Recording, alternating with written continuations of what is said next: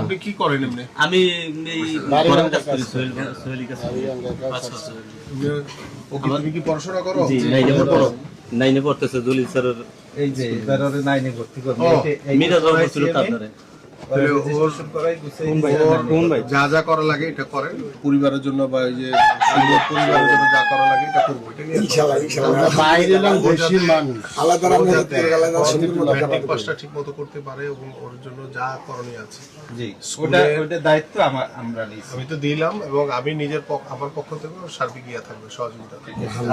প্রয়োজন হলে সরাসরি আমার কাছে চলে আসবেন। জি ভাই, যেহেতু আমরা তো সবাই নিজেরাই, আমরা চাই যে একদম সুন্দরভাবে যাতে আপনারা ভালো থাকেন। আল্লাহ তো যেটা হয়ে গেছে ওটা তো আমরা ফেরত দিতে পারবো না। ভাই ও আন্দোলনের সময় শহীদ হয়েছে, এটাই বড় কথা। ওই আত্মত্যাগ এটা কখনোই ভুলে যাবে না, জাতি স্মরণ রাখবে। কোথায় দাফন করা হয়েছে? এই যে ঢাকা দিতে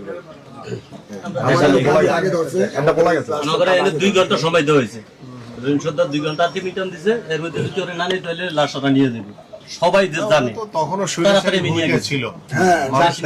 মৃত লাশ নিয়ে ওরা স্বৈরাচারী ভূমিকায় ছিল।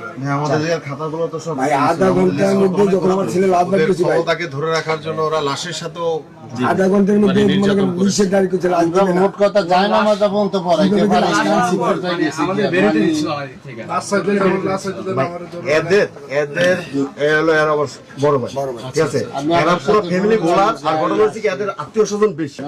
যাক, অসুবিধা নেই, আমরা আছি ইনশাআল্লাহ সার্বিকভাবে। ভাই আমরা আইছেন এটাই খুশি হইলাম ভাই। তোমার পড়াশোনার টেনশন করো না, তুমি পড়াশোনা করতে থাকো।